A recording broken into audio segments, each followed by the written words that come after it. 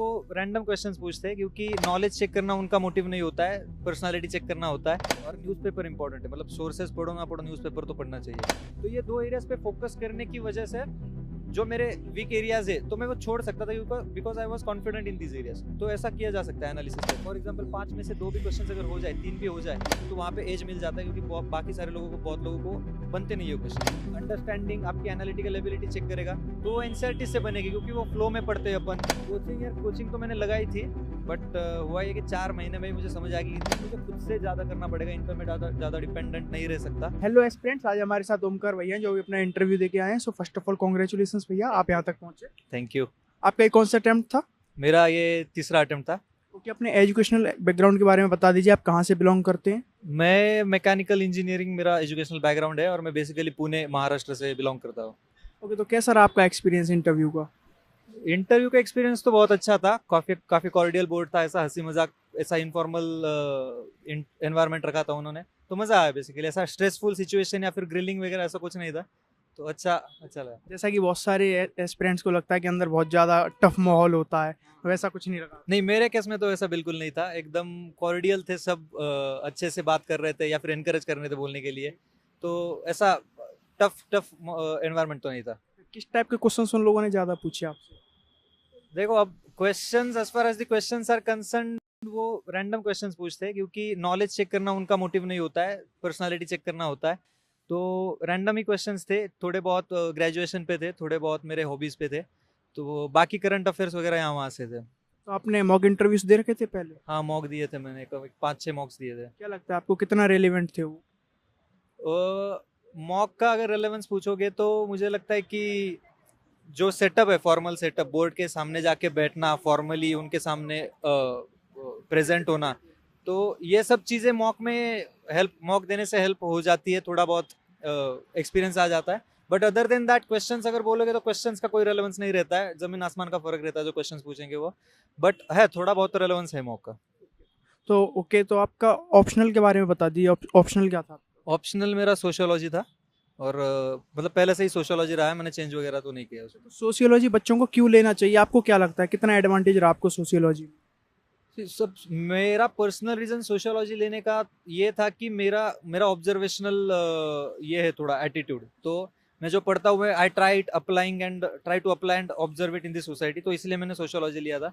तो जिस किसी को भी सोसाइटी के बारे में, इंडिया की सोसाइटी बहुत डाइवर्स, बहुत कॉम्प्लेक्स है, तो इंडिया की सोसाइटी के बारे में जिस किसी को भी पढ़ने का ये है, इच्छा है या फिर इंटरेस्ट है, तो वो लोग सोशियोलॉजी ले सकते हैं। अदर देन दैट, उसका मटेरियल भी काफ़ी हद तक अच्छे से अवेलेबल है मार्केट में, कोचिंग, मेंटरशिप वगैरह है, तो ये सब भी चीज़ें विल हेल्प। ओके, कुछ पर्टिकुलर रिसोर्सेज आप बताना चाहे बच्चों को, जो बच्चों को हेल्प कर सकें? आप देखो, इन माय केस तो मैंने वो स्टैंडर्ड चीज़ें या फिर स्टैंडर्ड सोर्सेज पढ़ी, जैसे लक्ष्मीकांत हो गया पॉलिटी के लिए, स्पेक्ट्रम के लिए अपना, सॉरी हिस्ट्री के लिए स्पेक्ट्रम हो गया, तो यही सब स्टैंडर्ड चीज़ें ही पढ़ी थी मैंने। बट एक है कि जो पढ़ रहे हैं वो अप्लाई करना ट्राई करो सोसाइटी में, क्योंकि उससे अंडरस्टैंडिंग बढ़ता है, एनालिटिकल एबिलिटी बढ़ती है। और न्यूज़पेपर इंपॉर्टेंट है, मतलब सोर्सेज पढ़ो ना पढ़ो, न्यूज़पेपर तो पढ़ना चाहिए। अच्छा, न्यूज़पेपर से ये और बताइए, करंट अफेयर्स का बहुत ज़्यादा स्कोरिंग रहते हैं करंट अफेयर्स, तो उनको कैसे कवर किया जाए? न्यूज़पेपर करंट अफेयर्स, देखो, अब बहुत बहुत लोगों का तो ये रहता है कि मैं मैगजीन पढ़ लूंगा या फिर पढ़ लूंगी, बट मेरा ऐसा नहीं था। न्यूज़पेपर बहुत अच्छा सोर्स है आपको एनालिटिकल कंटेंट देने के लिए या फिर फैक्ट्स भी देने के लिए, जो भी है पूरा न्यूज़पेपर से हो जाता है। तो उसको स्कोरिंग बनाने के लिए मैं, what I used to do is, दिन भर का मेरा 2-2.5 घंटे का स्लॉट रहता था न्यूज़पेपर का, तो वो पढ़ के अगर कोई लगा कि ये फैक्ट है, ये प्रीलिम्स में आ सकता है, तो उसका मैं डिजिटली नोट बना देता था, सो दैट उसमें अगर कोई इम्प्रोवाइजेशन अगले न्यूज़ में आए तो मैं एडिट कर सकता हूँ। और एडिटोरियल्स आते थे, एडिटोरियल पढ़ के कौन सा इशू को कितने अलग अलग डायमेंशन से एनालाइज किया जा सकता है, ये सब देख के उसकी भी मैं डिजिटल नोट बनाता था। तो डिजिटल नोट बनाने से ये होता है कि वही करंट अफेयर्स में, वही करंट इशू में अगर कोई इम्प्रोवाइजेशन होता है, ऑप्टिमाइजेशन होता है, तो वो एडिट करने में आसानी हो जाती है। तो इस तरीके से आई गेस की स्कोरिंग बनाया जा सकता है। ओके, तो आपने सी सेट कैसे कवर किया था, क्या सीन रहा था आपके सी सेट के साथ? सीसैट, मेरा इंजीनियरिंग बैकग्राउंड है, तो मुझ में थोड़ा बहुत एप्टीट्यूड पहले से ही था सीसैट का, और मैथ्स अच्छा है मेरा, तो मैंने स्ट्रैटेजी बेसिकली यही करी थी कि इंग्लिश कॉम्प्रिहेंशन पे मैंने फोकस किया था, क्योंकि उसके नंबर ऑफ क्वेश्चन ज़्यादा ड्रास्टिकली डिफरेंशिएट होने वाले नहीं है। वो 28-30 जो क्वेश्चन आते हैं वो तो आने वाला है, तो इंग्लिश कॉम्प्रिहेंशन बहुत अच्छे से कर लिया। उसके अलावा रीजनिंग जो है, रीजनिंग की काफ़ी हद तक ईजी रहता है, तो रीजनिंग का जो मेरा स्ट्रॉन्ग स्ट्रेंथ एरियाज रहे वो मैंने उस पर वो पॉलिश कर लिया। और मैथ्स में बहुत अलग अलग टाइप्स के क्वेश्चन आते हैं, तो मैंने वो एनालाइज किया कि मुझे कौन से इजी आते हैं। फॉर एग्जांपल जैसे परसेंटेज हो गया, सिंपल इंटरेस्ट, और क्या आता है उसमें, एवरेज। तो ये सब एरियाज इजी रहते हैं, इनसे क्वेश्चन हर साल आते भी है। तो और ये सबको आने वाले, तो आई मेड श्योर कि मुझे भी आने चाहिए, मेरे गलत नहीं होने चाहिए। और जो टफ एरियाज रहे मेरे लिए, जो कंपाउंड इंटरेस्ट या फिर परम्यूटेशन कॉम्बिनेशन, ये एरियाज मुझे पता है मुझे नहीं आएंगे, तो मैंने वो किए ही नहीं कभी। तो एग्जाम में भी आते तो मैं छोड़ देता था, सो दैट उस क्वेश्चन का टाइम मुझे किसी और क्वेश्चन में अच्छे से करने के लिए मिलता था, तो वो सही हो जाता था। अच्छा, तो आप ये बताइए, जैसे सी मैथ में बहुत सारे इंजीनियरिंग बैकग्राउंड वाले भी स्ट्रगल करते हैं बच्चे, तो ऐसे कुछ पर्टिकुलर पोर्शंस जहाँ पर बच्चों को थोड़ा ज़्यादा फोकस करना चाहिए, कम से कम मिनिमम वो स्कोर कर पाएँ? तो पोर्शन तो मैं फिर वही बोलूंगा कि लास्ट के 10-12 साल के सीसैट के क्वेश्चन पेपर उठाओ, पीवाईक्यूज, तो उसमें वो एनालाइज करने के बाद एक समझ आएगा कि average, profit loss, time, work, distance, ये वाले जो क्वेश्चन है ना वो हर साल रिपीट हो रहे हैं। इनमें से एक क्वेश्चन आ ही आ रहा है, तो वेन यू नो कि this question is going to come in exam, तो वो प्रिपेयर प्रिपेयर कर लो अच्छे से। थोड़ा टाइम लगेगा अगर नहीं आ रहा हो तो, बट एक बार अच्छे से प्रिपेयर हो जाए तो उसके बाद तो आना ही है। तो मैंने बेसिकली वही किया था, मैंने वो एरियाज देखे कि जिसपे हर साल क्वेश्चन पूछ रहा है यूपीएससी, एवरेज हो गया, सिंपल इंटरेस्ट हो गया, तो वो एरियाज कवर कर लिए अच्छे से। उसके अलावा मेरे स्ट्रेंथ एरियाज जो है वो कर लिए। तो ये दो एरियाज पे फोकस करने की वजह से जो मेरे वीक एरियाज है तो मैं वो छोड़ सकता था, because I was confident in these areas. तो ऐसा किया जा सकता है एनालिसिस करके। प्रीलिम्स जैसा कि बहुत अनप्रिडिक्टेबल है, बच्चे कई कई साल लगा देते हैं प्री निकालने में, जब प्री निकल जाता है तो वो इंटरव्यू तक आ जाते हैं। तो प्री के लिए क्या स्ट्रेटजी अपनानी चाहिए? प्रीलिम्स के लिए तो मैं बोलूंगा एक तो बेसिक्स कर लो। अब मैंने देखा है लोग अक्सर क्या करते हैं, वो रेफरेंस जो स्टैंडर्ड बुक्स है उनके पीछे भागते हैं, बट उसके पहले एनसीईआरटीज वगैरह पढ़ लो। मैं तो सजेस्ट करूंगा पढ़ लो, क्योंकि एक बेसिक अंडरस्टैंडिंग एनसीईआरटी से ही डेवलप होती है। रेफरेंस बुक्स जो है वो इस बेसिस पे, इस असम्पशंस पे बनाए हुए होते हैं कि आपने एनसीईआरटी या फिर बेसिक नॉलेज आपको है, उसके बाद आपको ये पढ़ना है। तो मैंने एनसीईआरटीज पे फोकस किया था, एनसीईआरटीज के नोट बहुत अच्छे से बनाए थे। उसके अलावा पीवाईक्यूज बहुत इंपॉर्टेंट है, मतलब मेरे पहले 2 अटेम्प्ट और ये थर्ड अटेम्प्ट में डिफरेंशिएटिंग फैक्टर रहा है तो वो पीवाईक्यूज था। मैंने बहुत बहुत थरली इस साल पीवाईक्यूज करे थे। तो क्योंकि पीवाईक्यूज में थीम्स रिपीट होते हैं, तो थीम्स रिपीट होने के कारण मुझे सेम सीसेट वाली स्ट्रैटेजी यहाँ पे थे। मुझे पता था कौन से एरिया से क्वेश्चन आने वाले या फिर प्रोबेबल है, तो वो एरियाज मैंने बहुत अच्छे से स्ट्रॉन्ग एकदम करके रख दिए। तो और वही डिफरेंशिएटिंग फैक्टर हो गया। Apart from that ancient medieval है जो है वो लोग people tend to ignore it क्योंकि बहुत फैक्चुअल होता है। बट मैंने उल्टा किया इस टाइम, मैंने एंशंट मेडिवल पे फोकस किया, लूसेंट वगैरह पढ़ा उसके लिए। और 5 फॉर एग्जांपल 5 में से 2 भी क्वेश्चंस अगर हो जाए, 3 भी हो जाए, तो वहाँ पे एज मिल जाता है, क्योंकि बाकी सारे लोगों को, बहुत लोगों को बनते नहीं है क्वेश्चंस। तो ये सब चीज़ें थी जो थोड़ा डिफरेंशिएट कर ली, बेसिकली बेसिक्स, एनसीईआरटी और पीवाईक्यूज। अच्छा, एक क्वेश्चन ऐड ऑन करना चाहूँगा मैं, जैसे कोचिंग वाले जो होते हैं वो ऑलरेडी अपना शॉर्ट आउट करके देते हैं मटेरियल को, बेसिक्स पे भी वो डिपेंड होता है, तो क्या लगता है उसको भी हम लोग एज बेसिक्स ले सकते हैं या फिर पर्टिकुलर एनसीईआरटीज को ही पकड़ना चाहिए?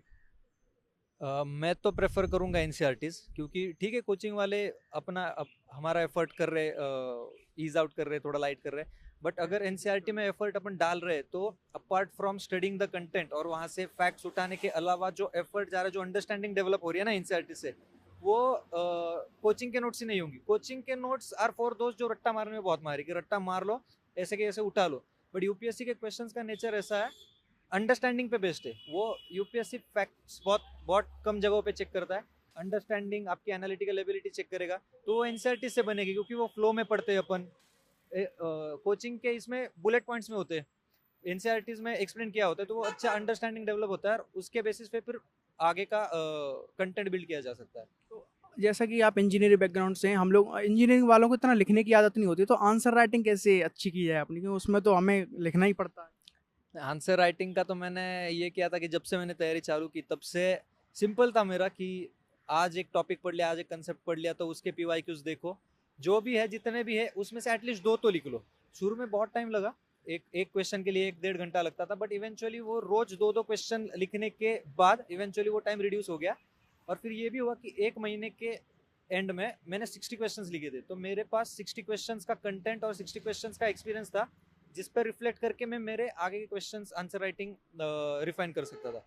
तो बेसिकली वही डेली आंसर राइटिंग मैंने फॉलो की। आपने कोचिंग की थी कोई? कोचिंग, यार कोचिंग तो मैंने लगाई थी, बट हुआ ये कि 4 महीने में ही मुझे समझ आ गई, मतलब with all due respect to their effort, but मुझे लगा कि मुझे खुद से ज़्यादा करना पड़ेगा, इन पे मैं ज़्यादा ज़्यादा डिपेंडेंट नहीं रह सकता। तो मैंने जीएस के लिए तो कोचिंग पर से करी नहीं, जीएस तो खुद ही करा। सोशियोलॉजी भी मैंने ऑप्शनल जो है मेरा खुद ही करा था, थोड़ा बहुत फिर दिल्ली आने के बाद थोड़ा एक कोचिंग लगा के सर से मैंने गाइडेंस लिया था। ओके भैया, अभी जैसे कुछ सीरीज आती हैं बहुत ज़्यादा, बच्चे इंटरव्यू देख लेते हैं यूट्यूब पे, उससे बहुत जल्दी इन्फ्लुएंस हो जाते हैं कि हाँ अगर ये कर रहे हैं तो मेरे को भी करना चाहिए, मैं भी चला जाता हूँ इस फील्ड में, बहुत ज़्यादा पावर है, रिस्पेक्ट है। तो क्या लगता है आपको, ये इन्फ्लुएंस वाली चीज़ कितनी हद तक ठीक है? बच्चे को क्या सोच के इस फील्ड में आना चाहिए? वो बहुत ज़्यादा लंबी जर्नी हो जाती है इसकी। नहीं, अब as far as influence is concern to some extent तो ठीक है, क्योंकि उससे क्या होगा, जो बच्चे जिनमें सच में पोटेंशियल है, एप्टीट्यूड एटीट्यूड है सिविल सर्विसेज में आने का, या फिर जो आने के बाद सही में काम कर सकते हैं, बट जिनको पता नहीं है कि ऐसा फील्ड है जहाँ पे इम्पैक्ट करा जा सकता है, तो वो बच्चों के लिए इन्फ्लुएंस सही है। बट अदर बच्चों के लिए, बाकी बच्चों के लिए भी अगर आप आ रहे हो तो you should be mature enough to decide the number of years, कि जो अनसर्टेनिटी है, पहले जब इस एग्जाम के बारे में हम पढ़ाई करते हैं कि क्या एग्जाम कैसा है क्या है, तो अनसर्टेनिटी का भी एक फैक्टर आ जाता है कि समझ आता है कि इतना इतना कंपटीशन है, तभी डिसाइड करके रखना है कि मैं 3 अटेम्प्ट 4 अटेम्प्ट 4 साल 5 साल जो भी है, हमारी फैमिली कंडीशन जो भी हमें जैसे परमिट कर दिया, हमें डिसाइड करना चाहिए कि इतना इतना दूंगा, उसमें होता है तो ठीक है, नहीं तो कोई दूसरा रास्ता लेके फिर पार्ट टाइम करा जा सकता है, या फिर पूरा ही छोड़ दिया जा सकता है, क्योंकि अदर बाकी के भी ऑप्शंस है इम्पैक्ट करने के लिए। बट सोल इन्फ्लुएंस तो ये नहीं हो, क्योंकि influence over a period of time die out हो जाएगा तो आप वैसे भी छोड़ दोगे।